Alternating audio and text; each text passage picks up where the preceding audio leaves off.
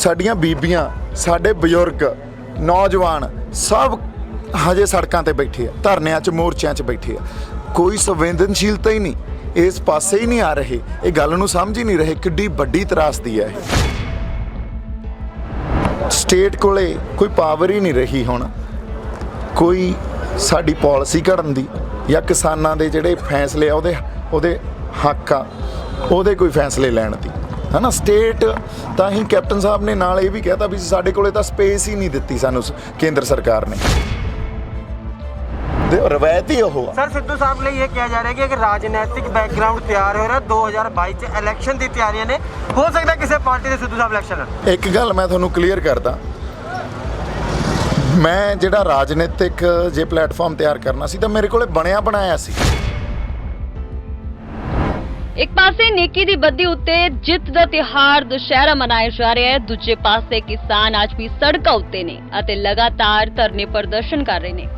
लुधियाना विच भी किसानां दे हक विच धरना प्रदर्शन किया गया, जिस विच विशेष तौर ते पंजाबी फिल्म अदाकार दीप सिद्धू पहुंचे, जिथे उन्हां ने किसानी संघर्ष दे जित दी गल कीती।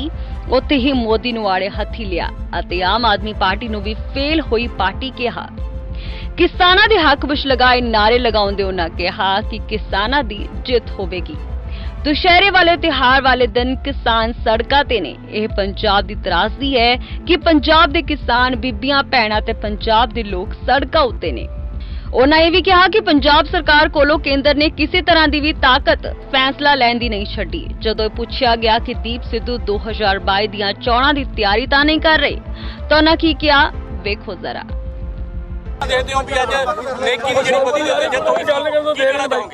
ਬਾਈ ਜੀ ਇਹ ਤਾਂ ਹੁਣ ਇਹੀ ਗੱਲਾਂ ਤਾਂ ਤਰਾਸਦੀ ਆ। ਦੇਖੋ ਨੇਕੀ ਦੀ ਜਿੱਤ ਹੋਣੀ ਚਾਹੀਦੀ ਹੈ ਬਦੀ ਤੇ, ਪਰ ਹਜੇ ਬਦੀ ਐਡੀ ਹਉਮੈ ਤੇ ਹੰਕਾਰੀ ਫਿਰਦੀ ਆ।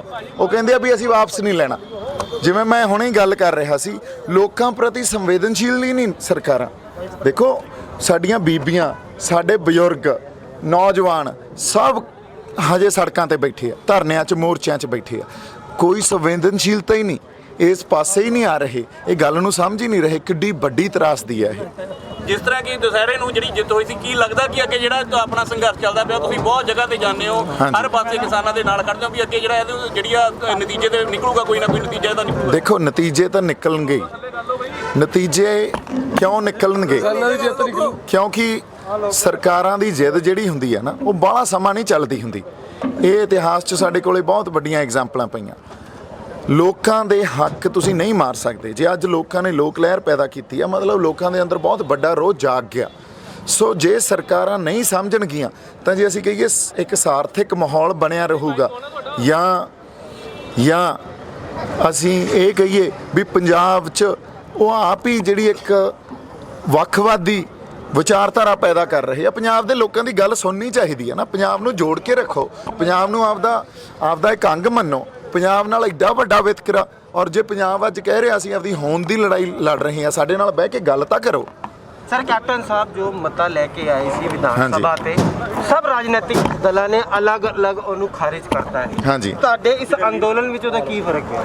देखो जी, ਉਹਦਾ ਕੋਈ ਫਰਕ ਪੈ ਨਹੀਂ ਸਕਦਾ ਕਿਉਂਕਿ ਸਟੇਟ ਕੋਲੇ ਕੋਈ ਪਾਵਰ ਹੀ ਨਹੀਂ ਰਹੀ ਹੁਣ ਕੋਈ ਸਾਡੀ ਪਾਲਿਸੀ ਘੜਨ ਦੀ ਜਾਂ ਕਿਸਾਨਾਂ ਦੇ ਜਿਹੜੇ ਫੈਸਲੇ ਆ ਉਹਦੇ ਹੱਕ ਆ ਉਹਦੇ ਕੋਈ ਫੈਸਲੇ ਲੈਣ ਦੀ, है ना। स्टेट ਤਾਂ ਹੀ ਕੈਪਟਨ ਸਾਹਿਬ ਨੇ ਨਾਲ ਇਹ ਵੀ ਕਹਿਤਾ ਵੀ ਸਾਡੇ ਕੋਲੇ ਤਾਂ ਸਪੇਸ ਹੀ ਨਹੀਂ ਦਿੱਤੀ ਸਾਨੂੰ ਕੇਂਦਰ ਸਰਕਾਰ ਨੇ, ਕਿਉਂਕਿ ਹੌਲੀ ਹੌਲੀ 1947 ਤੋਂ ਤਰਮੀਮਾਂ ਕਰਕੇ ਸੰਵਿਧਾਨ 'ਚ ਸਾਰਾ ਜਿਹੜਾ ਪਾਵਰ ਆ ਉਹਨੂੰ ਕੰਸੋਲੀਡੇਟ ਕਰ ਲਿਆ, ਉਹਨੂੰ ਸੈਂਟਰਲਾਈਜ਼ ਕਰ ਲਿਆ, ਔਰ ਸੈਂਟਰ 'ਚੋਂ ਪਾਵਰ ਕੰਸੋਲੀਡੇਟ ਹੋ ਕੇ ਪਰਸਨਲਾਈਜ਼ ਹੋ ਜਾਂਦੀ ਆ।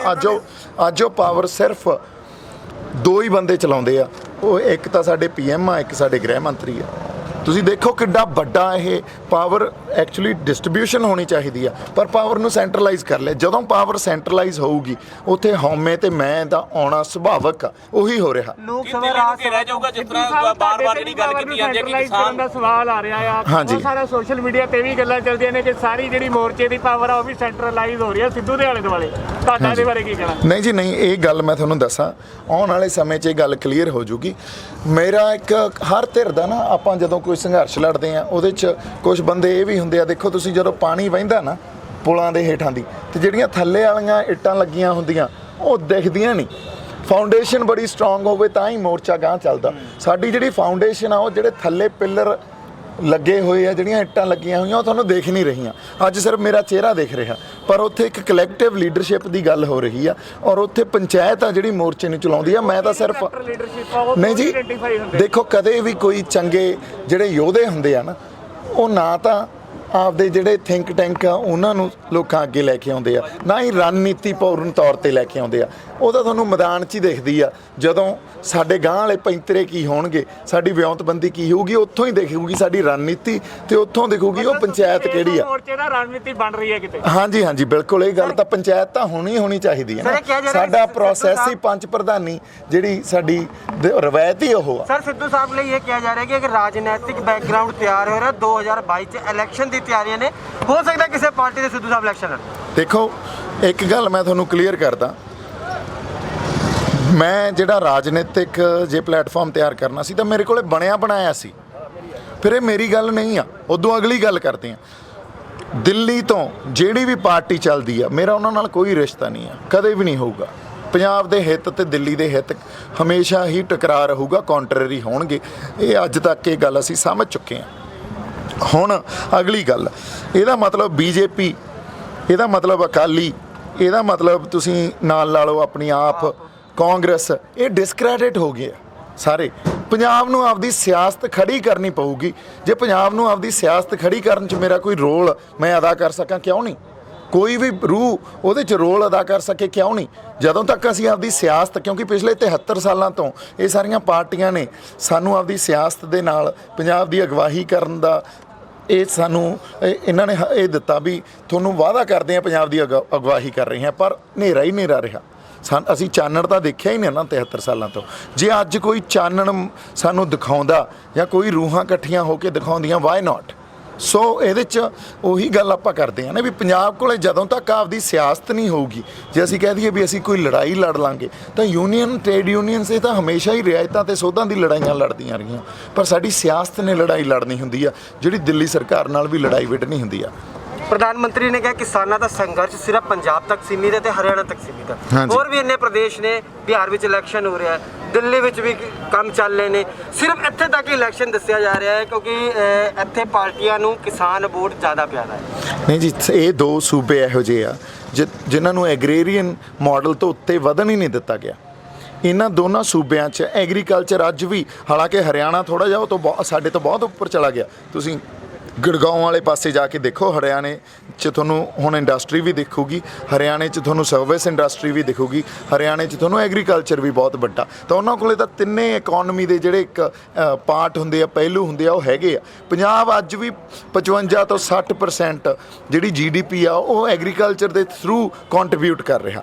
ਇਹਦਾ ਮਤਲਬ ਜੇ ਇਹੋ ਜਿਹੇ ਕਾਨੂੰਨ ਆਉਣਗੇ ਤਾਂ ਸਾਨੂੰ ਸਭ ਤੋਂ ਜ਼ਿਆਦਾ ਇਫੈਕਟ ਕਰਨਗੇ, ਕਿਉਂਕਿ ਹੋਰ ਸੂਬਿਆਂ ਕੋਲੇ ਜਿਹੜੇ GDP 'ਚ ਕੰਟਰੀਬਿਊਟ ਕਰਨ ਵਾਲੀ ਇੰਡਸਟਰੀ ਆ, ਉਹ ਇੰਡਸਟਰੀ ਵੀ ਹੈਗੀ ਆ, ਉਹ ਸਰਵਿਸ ਇੰਡਸਟਰੀ ਵੀ ਆ ਉਹਨਾਂ ਕੋਲੇ ਟੂਰਿਜ਼ਮ ਵੀ ਆ, ਉਹਨਾਂ ਕੋਲੇ ਹੈਲਥ ਇੰਡਸਟਰੀ ਵੀ ਆ, ਉਹਨਾਂ ਕੋਲੇ ਐਜੂਕੇਸ਼ਨ ਵੀ ਆ। ਸਾਡੇ ਕੋਲੇ ਕੀ ਆ? ਤੁਸੀਂ ਦੱਸੋ, ਸਾਡੇ ਕੋਲੇ ਐਗਰੀਕਲਚਰ ਤੋਂ ਬਿਨਾ ਕੋਈ ਹੈਵੀ ਇੰਡਸਟਰੀ ਹੈ ਜਿੱਥੇ ਪਬਲਿਕ ਅੰਡਰਟੇਕਿੰਗ ਦੀ ਇਨਵੈਸਟਮੈਂਟ ਹੋਵੇ? ਨਹੀਂ ਆ। ਸਾਡੇ ਕੋਲੇ ਟੂਰਿਜ਼ਮ ਹੈ ਪੰਜਾਬ 'ਚ? ਨਹੀਂ ਆ। ਸਾਡੇ ਕੋਲੇ ਹੈਲਥ ਇੰਡਸਟਰੀ ਦੀ ਅਸੀਂ ਗੱਲ ਕਰ ਸਕਦੇ ਹਾਂ, ਔਰ ਇਹ ਸਭ ਕੁਝ ਹੋ ਸਕਦਾ ਸੀ, ਪਰ ਕਦੇ ਸਾਡੇ ਉਸ ਪਾਸੇ ਸਾਨੂੰ ਤੋਰਿਆ ਹੀ ਨਹੀਂ ਗਿਆ।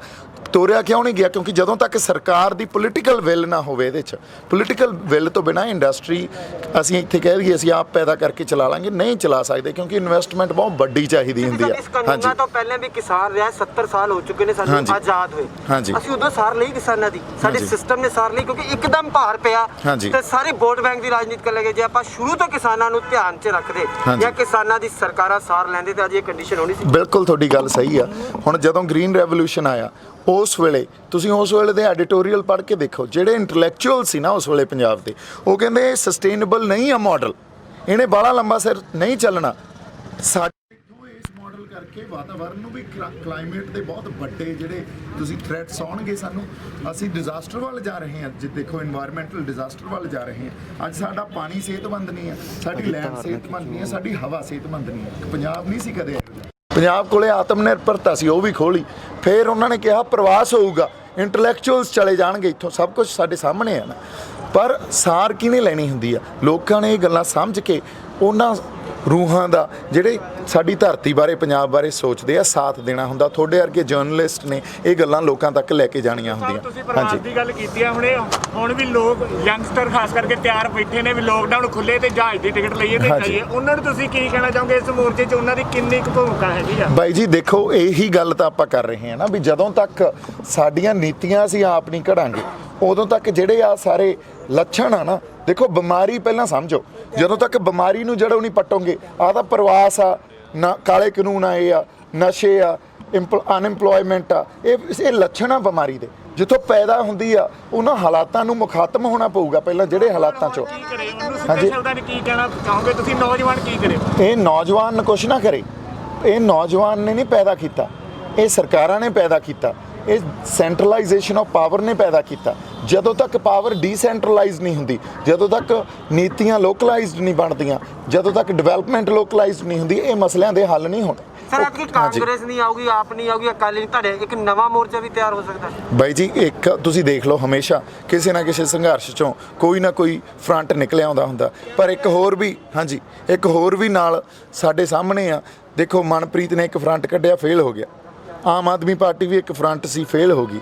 ਕਿਤੇ ਨਾ ਕਿਤੇ ਨਵਾਂ ਫਰੰਟ ਨਿਕਲੂਗਾ, ਪਰ ਜਦੋਂ ਤੱਕ ਨਵੇਂ ਫਰੰਟ ਨੂੰ ਆਪਦੀ ਭੂਮਿਕਾ, ਉਹਦੇ ਤੇ ਚੈੱਕਸ ਐਂਡ ਬੈਲੈਂਸਸ, ਉਹ ਨਵੇਂ ਫਰੰਟ 'ਚ ਉਹ ਬੰਦੇ ਜਿਹੜੇ ਐਡੇ ਸੁਹਿਰਦ ਹੋਣ ਵੀ ਪੰਜਾਬ ਦੇ ਆਪਦੀ ਨਿੱਜ ਦੀ ਲੜਾਈ ਨਾ ਲੜਨ, ਪੰਜਾਬ ਦੀ ਲੜਾਈ ਲੜਨ।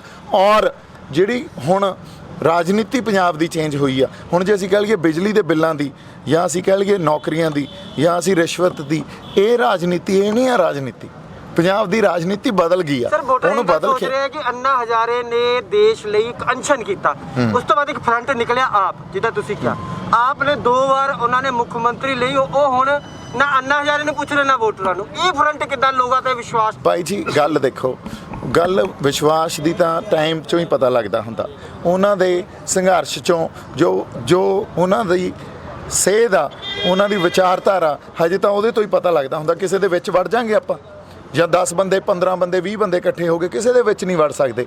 ਪਰ ਉਹੀ ਮੈਂ ਕਿਹਾ ਨਾ, ਵਿਸ਼ਵਾਸ ਇੱਕ ਚੈੱਕਸ ਐਂਡ ਬੈਲੈਂਸਸ ਹੁੰਦਾ। ਸਾਡੇ ਕੋਲੇ ਇੱਕ ਮਿੰਟ ਜੀ, ਸਾਡੇ ਕੋਲੇ ਪਹਿਲਾਂ ਜਦੋਂ ਸਾਡੀ, ਤੁਸੀਂ ਇਹ ਦੇਖੋ, ਸਾਡੀ ਰਾਜਨੀਤੀ ਸੀ, ਉਹਦੇ ਤੇ ਧਰਮ ਦਾ ਪਹਿਰਾ ਹੁੰਦਾ ਸੀ, ਸਾਡੀਆਂ ਸੰਸਥਾਵਾਂ ਦਾ ਪਹਿਰਾ ਹੁੰਦਾ ਸੀ, SGPC, ਸ਼੍ਰੀ ਅਕਾਲ ਤਖਤ ਸਾਹਿਬ, ਜਾਂ ਸਾਡੀਆਂ ਟਕਸਾਲਾਂ ਦਾ ਪਹਿਰਾ ਹੁੰਦਾ ਸੀ। ਹੁਣ ਉਹ ਪਹਿਰੇ ਨਿਕਲ ਗਏ। ਜਦੋਂ ਪਹਿਰੇ ਨਿਕਲ ਗਏ ਤਾਂ ਜਿਹੜੇ ਇਖਲਾਕ ਆ ਸਾਡੇ ਲੀਡਰਾਂ ਦੇ, ਜਾਂ ਉਹਨਾਂ ਦੇ ਕਿਰਦਾਰ ਆ, ਉਹ ਨਹੀਂ ਰਹੇ, ਸੋ ਖਤਮ ਹੋ ਗਏ। ਪ੍ਰੋਬਲਮ ਸਾਡੀ ਸਮਾਜਿਕ ਤੌਰ ਤੇ ਵੀ ਆ, ਪ੍ਰੋਬਲਮ ਰਾਜਸੀ ਤੌਰ ਤੇ ਵੀ ਆ। ਸਾਨੂੰ ਦੋਨੇ ਇਨਕਲਾਬ ਚਾਹੀਦੇ ਆ। ਠੀਕ ਹੈ ਜੀ, ਥੈਂਕ ਯੂ ਸੋ ਮਚ ਬਾਈ ਜੀ। ਦਿੱਲੀ ਤੱਕ ਜਾਇਆ ਜਾਊਗਾ ਕਿ ਨਹੀਂ ਜਾਇਆ ਜਾਊਗਾ? ਜੇ ਬਾਈ ਜੀ। ਬਿਊਰੋ ਰਿਪੋਰਟ, ਫਿਲਮੀ ਤੜਕਾ।